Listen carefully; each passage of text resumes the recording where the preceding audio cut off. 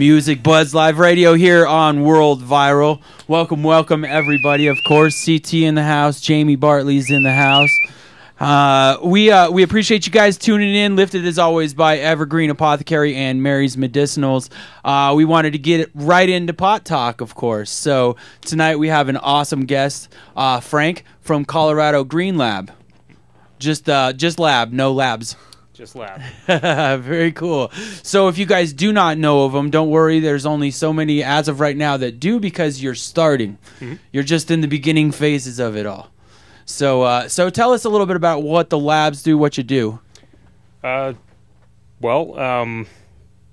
started legislating, along with legalization of marijuana, they want to do product safety testing. So, for sure. It's not that dissimilar from like alcohol, where they want a certain percentage of THC, certain percentage of CBD, so that the consumer knows what they're getting. So you don't get like a shot of alcohol versus like a beer. Right, kind for of sure. Big difference too. Yeah, no, it definitely makes a difference, particularly with like the edibles. But we do, we're in the middle of licensing, but we're going to do product safety in terms of like contaminants, eventually like chemical residue, for like extractions, and do THC potency and CBD potency for marijuana flower. Very cool. So you actually haven't launched yet. Keeps saying we're going to. Yeah, our timeline has been really longer than we thought.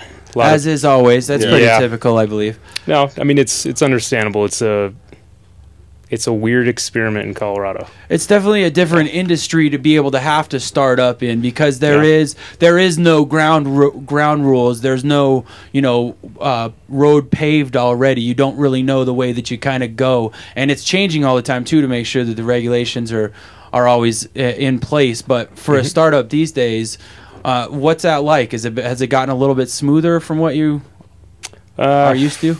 Well, I guess I would say like we're winning. We whenever we come up with an obstacle, we just we figure out a way to resolve it or get around it. I was telling Jamie, like, we had our lease had a typo in it that had an extra S in our name. Right, and we had it's Colorado Green Lab, not Labs. Right, and we had to go back and file a lease amendment to strike out a letter S in about 5 pages, just an S. But wow, it was one of those things. That's a pain in the ass. For sure, right? Like, really? What was the time? What?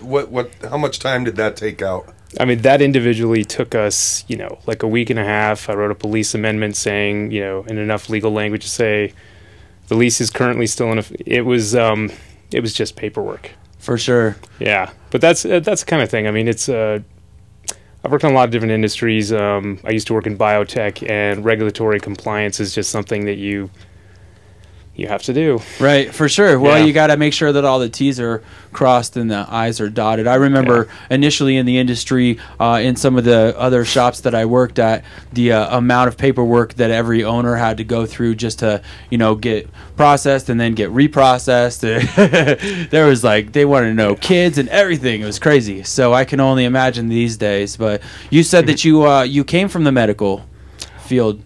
Well, I come from a lot of different fields. Which one do you want to hear about? Well, you had mentioned something about some medical sales and whatnot like that. So no, was that I what you did most recently before getting into the industry? No, some time ago I did biomedical research. So what we did is we studied autoimmune disease and how your body decides it's going to start attacking your own tissue.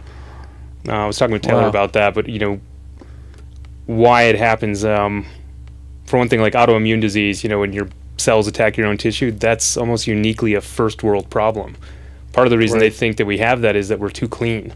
Right. We used to live in an environment where our immune system was constantly getting attacked, so it kind of got really aggressive, and then when you remove a lot of those threats, it still needs something to do. Well, some of us are too clean. I'm sure there's a Motel Minute next door that there might be no autoimmune disease. No autoimmune disease there. No, oh my God! It's really was that too soon?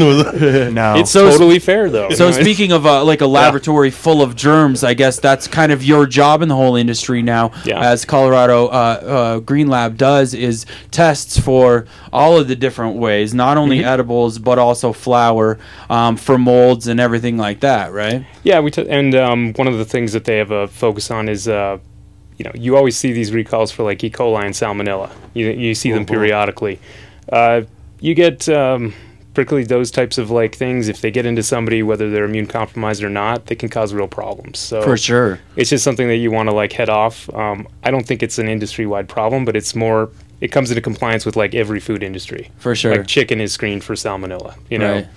anything for human consumption typically is, unless it can't support that kind of growth. Well, and probably something, and probably more so in this trailblazing that's going on. The first time, I mean, again, Amsterdam years ago was the only place in the world, but when I was out there, it was nothing even like what Colorado is right now. So No.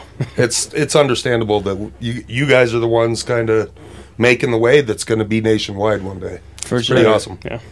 Well, and I mean, I think what you're referring to is the fact that it was just kind of a free for all, as it was a little bit early on in the very very early baby stages of this industry, and now that it's kind of moved on, having a health regulation, especially since obviously you can eat it, but even the smoking it requires some pretty decent testing to make sure that you're not smoking any of the bad, like really bad stuff like molds and whatnot. Yeah, and mold spores are something that, given that I think at the moment they're only allowed to grow things indoors. Right. Colorado doesn't really have a mold problem, but growing something inside with that much water, like it doesn't matter if mold is alive or dead. If you're inhaling mold spores, it's your immune system just goes completely crazy. When you get mold in your house or that kind of thing. Yeah. You're going back to the immune system. Your immune system goes completely nuts, and even if it's dead mold, they'll go into your lungs and try and kill it. Right. So it's a pretty good safety idea to make sure that stuff gets screened out. But For sure. Yeah, I was actually I was reviewing your website a bit ago, and I saw that you have a Q&A section, and one of the questions was actually doesn't mold go away when I light it or something like that, So it doesn't really get into us, does it? And I was like, really? For sure? Have you never, smoking, it's horrible. So I think that having the regulations is really cool. Now you guys test for everything, right? CBD, CBN, all that? We're kind of going to roll out with like CBD and like potency testing along with contamination testing. We go through after going through licensing, we get certified by the Department of Health. Right. We'll probably get certified with potency testing first because there's a much greater demand for that, and then move on to contamination testing. They're kind of like they're developing you said Wild Wild West. They have to build from the ground up certification programs for marijuana testing because there's no federal standard for that. Right. It's not illegal. Everything else has a federal standard for you should test for this, this, and this. Right. There is no standard for this. For sure. So they have a difficult job trying to be like, this is a fair standard that won't be an overly large hindrance to like industry, but it'll still protect consumer safety. So now, what's that point? Obviously, you have to hit a wall, and you being in the industry that you are, with the state kind of figuring out what their regulations are going to be, and nobody's really totally dialed that in. How far has it gone overboard? And they go, oh, wait a minute, you got to be within. Does that make sense? I know it used to be a lot worse. Yeah. Well, I'm like, I don't even know how to answer that because it's constantly changing. Right. I will say this, like they're very, MED and even the legislature everyone thinks about government as not being responsive. They are extremely responsive. Right. They're on this. So I don't know where FEMA. They're at your door within 20 minutes. Man, I was like, it'll be the hurricane trailers all over again. The asbestos FEMA, the chloroform or formaldehyde trailers all over again with FEMA.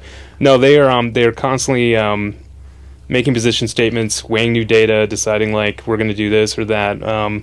Med even has like it's like almost like a Dear Abby kind of thing with the current director of Med. Right. You can send a letter and says, what is your position on this? And if it's a clear enough question, they'll answer it and they'll post it on their website. Right. Being like, no, you can't do this. Yeah, it sounds like you can do this. Right. Wow, really? Which is really cool. I just found this the other day. It makes it a little bit more transparent for everybody because there Yeah. is so many questions that come along in this industry. Yeah. And obviously you guys are set up to answer some of them for us. But I know that to be able to have a transparent, support even on the governmental level is just the only way that it's going to flourish. Really? Yeah. I mean, there's something, I think there's 90 or more pages just on the rules, not even the legislation, but the rules associated with marijuana businesses, grows, testing. And they modify them occasionally. Like, sometime when somebody cites a rule to me, I'm like, which date did that become effective by? Because it's... Is that the latest? Yeah. Yeah, so I think the latest one, the legislature itself files emergency rules that are like, these are now in place and supersede these other ones. So they really are constantly evolving to make sure that they're up to date and that they're regulating things appropriately. Very cool. Yeah. Right on. Well, we appreciate you being here. We're gonna go to a break real quick, play a little bit of music. This is Frank, of course, with Colorado Green Lab, and you're watching Music Buzz Live Radio. We'll be back with a couple more questions for him. Thanks for tuning in. Pot talk.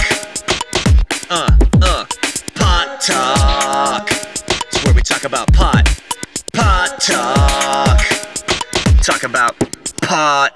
Baby, well, it's the 3.5, 14, 28, 112, 448,000 on the scale. That's the 8.5 ounce, quarter pound, and a kilo. 8.5 ounce, quarter pound, and a kilo. It's the 3.5, 14, 28, 112, 448,000 on the scale. That's the 8.5 ounce, quarter pound, and a kilo. 8.5 ounce, quarter pound, and a kilo. It says thou shalt fear no man but God, but damn it's hard when the devil playing his card. You either claim you insane or they slam the bars. Last stand on the cross in the land of the lost.